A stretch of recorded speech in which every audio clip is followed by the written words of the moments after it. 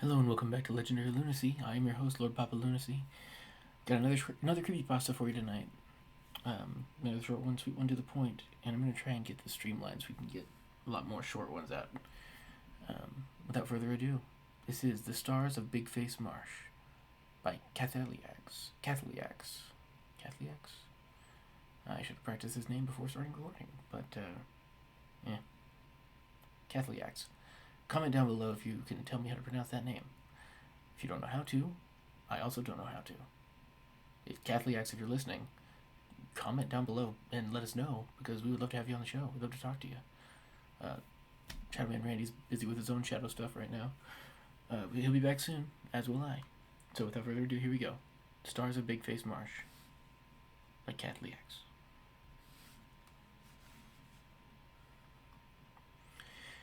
It was cold. Cold and dark. That's all I could feel when I stared up into the black abyss that made up its eyes. There was a tingling sensation in my feet that slowly rose up in my body like a panic trapped inside me. I felt changed. I don't know what it was doing to me, what he was doing to me, but it freaked me out. My heart started pounding, but that was the only part of my body that moved. I couldn't blink. I couldn't even breathe.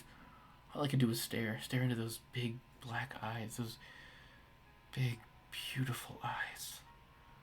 Like a night sky full of breathtaking stars. But these stars were moving. Slowly but surely.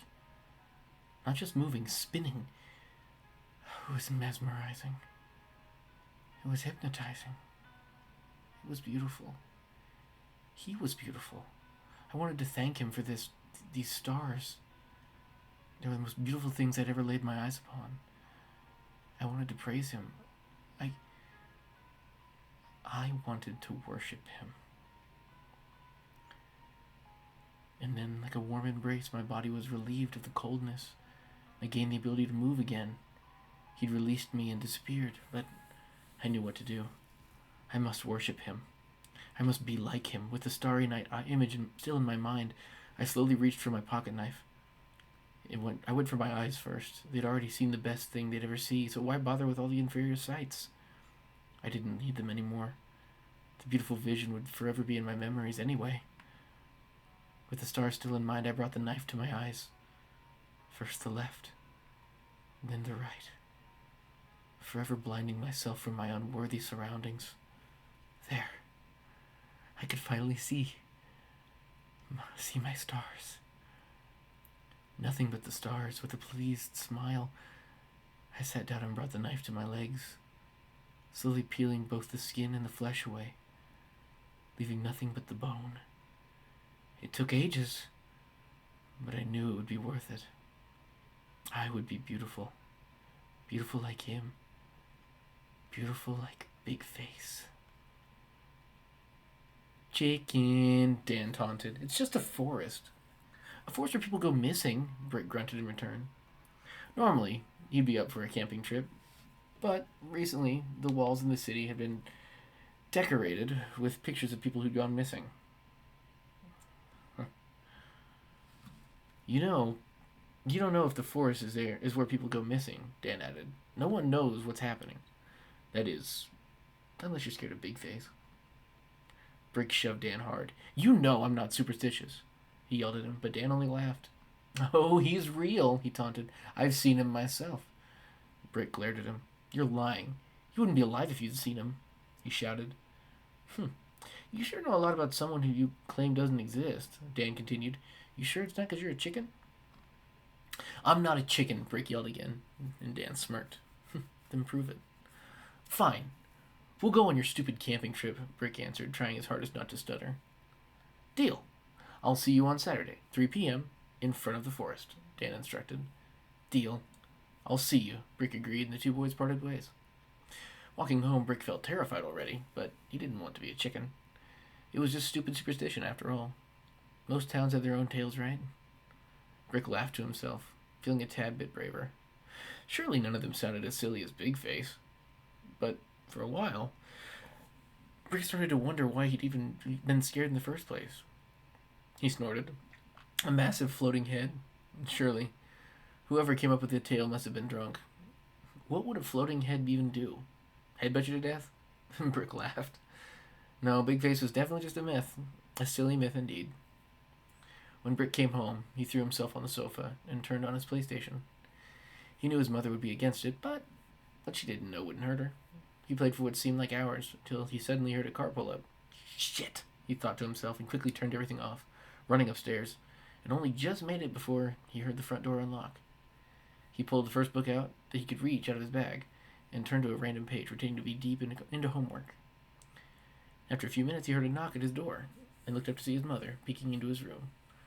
They started some small talk about Brick's day at school, and eventually Brick asked his mom if he could spend the night at Dan's place on Saturday. His mother smiled at him, pleased he was finally getting along with someone. Sure, honey, she replied. Do you want to ride there? Brick rejected her offer, knowing he couldn't tell her where he was actually going. He'd deem it better to go by bike. He knew Dan would bring a tent, and Dan's parents were never home to notice that Dan was going away. Brick sighed, wishing he was as lucky as Dan. Brick would be 12 in a few months, but his mother insisted on treating him as if he were 7. And surely, she'd never let him stay the night in the forest. But she didn't need to know where he was going.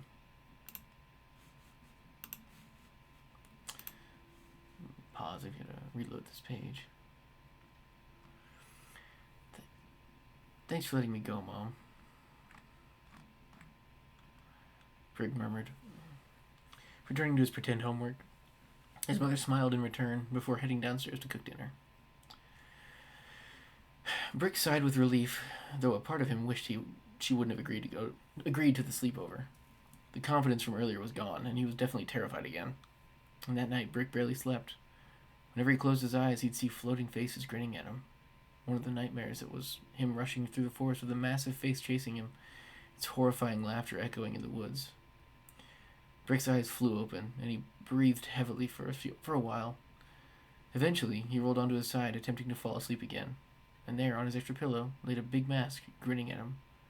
Brick was up in an instant, drenched in sweat and breathing heavily. For a while.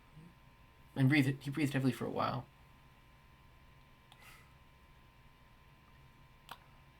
Wait, hang on. Brick was up in an instant, drenched in sweat and breathing heavily. He looked around frantically to ensure that he was awake for real this time. After rubbing his eyes for what seemed like minutes, he finally checked his alarm. Still 3 hours left to sleep, and Brick sighed, wishing this terrible night would just end. The nightmares continued playing out for the rest of the night, and Brick was still tired when his alarm rang. However, he didn't want to go back to sleep, though he definitely wanted to stay at home. He couldn't have Dan calling him a chicken in front of everyone at school, so he got out of bed and started getting ready. Brick barely had any breakfast, and made sure to hide his food he threw out well in the garbage so his mom wouldn't notice. He spent the rest of his time packing his backpack before he yelled goodbye to his mother and ventured out on his bike. Brick's heart was pounding as he cycled, and he knew it wasn't from exhaustion, judging from the slow tempo he kept. All the way there, Brick kept telling himself to relax and calm down. Bigface wasn't real. He and Dan would just be fine. They'd have fun camping in the woods. The only thing they'd find in there would be the trees and the animals, Brick thought. The normal animals. Big floating heads weren't real, and Brick and Dan, they would prove that. Brick would never let Dan know he was scared. Puffing out his chest a bit, he finally pulled up to the forest where Dan was waiting for him. The boys spent most of their time setting up their tent and collecting wood for the fire. When everything was finally ready, the sun had set. The boys sat around the fire, keeping warm. Brick was happy they'd lit the fire before it had gone dark. The fire provided enough light and warmth for the boys to stay up for a bit, though fear was starting to sneak up on Brick. The noises in the forest started to get on Brick's nerves, and even the slightest sound made him twitch a little. Brick moved closer to the fire and pretended his slight shiver was from being cold. Suddenly, Brick heard a loud snap, and it made him jump. Out of fear, he turned around to see what the noise came from. He found Dan laughing out loud while holding both ends of a stick he broke. "Dude, you should have seen your face," Dan laughed. "Your reaction was priceless." "That's not funny," Brick shouted, standing up to confront him. Dan stopped laughing. Good, Brick thought. Seemed he finally had some effect on Dan after all. He'd show him not to mess with him like that. He'd show him he wasn't a chicken. Don't you have anything better to do than joke around all day? When will you actually start taking things seriously? Brick growled angrily, looking down at Dan. But Dan wasn't looking at Brick. Dan was looking at something behind Brick. What? Cat's got your tongue? Brick continued angrily. Dan only pointed at something behind Brick. Yeah, I'm not falling for your tricks, Brick snorted. It wasn't until Dan's eyes got wide with fear, and his pointing more desperate, that Brick finally turned around. And there, a few yards away, Brick saw something move. It had a human-like silhouette, but there was something off about the way it moved. As it got closer, Brick noticed how thin the person was. They must have been lost and not eaten for days, Brick thought to himself. The boys just kept staring at it. Eventually, Brick realized the reason behind the thin appearance. Surely this creature wasn't human, or at least it used to be. This creature was human, or at least it used to be human. The person's body was literally just bones. But what really scared the boys was the face. The entire body was missing its skin and flesh, but the face was intact. However, the area around the eyes was covered with dried blood, and the eyes appeared to have been slashed. Brick stared long enough into the morbid face to realize this person was one of the missing people from the posters he'd seen. Feeling sick and terrified, he turned to Dan so they could run, but Dan was being held by another walking skeleton. Its face was just as terrifying as the first one. Another missing person, Brick assumed. He took a step back in fear and started to look around for a means to escape, but wherever he looked, he only saw more and more skeletons appearing. Brick didn't know what to do. He couldn't leave Dan, and he couldn't spot any way out. Eventually he saw something else coming out from between the trees. Something bigger.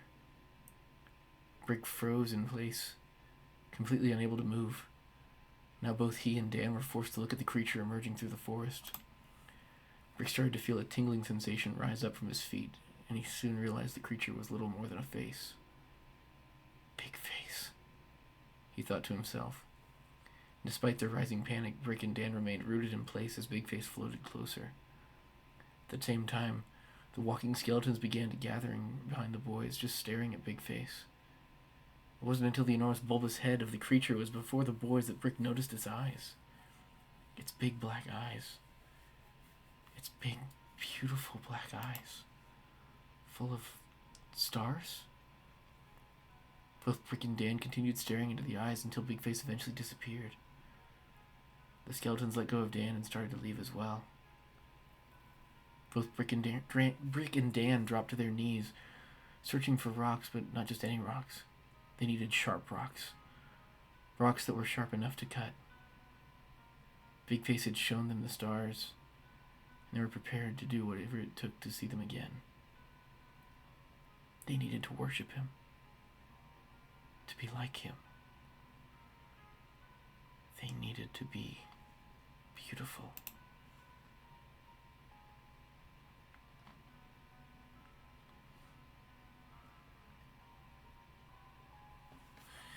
Interesting. I like that story. It's a little weird, a little different. Giant disembodied head, like this top comment. It's not super scary idea, but like it's cosmic, kind of cosmic horror vibes. I liked it. I thought it was a good story. Not great, not bad though. This is pissing me off though. I don't know why. It's okay. I've got stars of Bigface Marsh. So let me write that down real quick. Stars of Bigface Marsh. Katheliax. Yep, got that. And I've got the song we're using, Don't Die On Me. Cool. We're going to go ahead and close out of this page so I don't have to worry about that popping up anymore because that is fucking irritating. Sorry. But, alright. Well, thank you all so much for watching. If you liked that story, comment down below your favorite part. If you didn't like that story, comment down below why. And comment a better story for me for me to read. Or any other story if you have another story you want to hear. Thank you all so much for listening. Sit back, relax, and enjoy the darkness around you because why not? Love you guys. Catch you next time.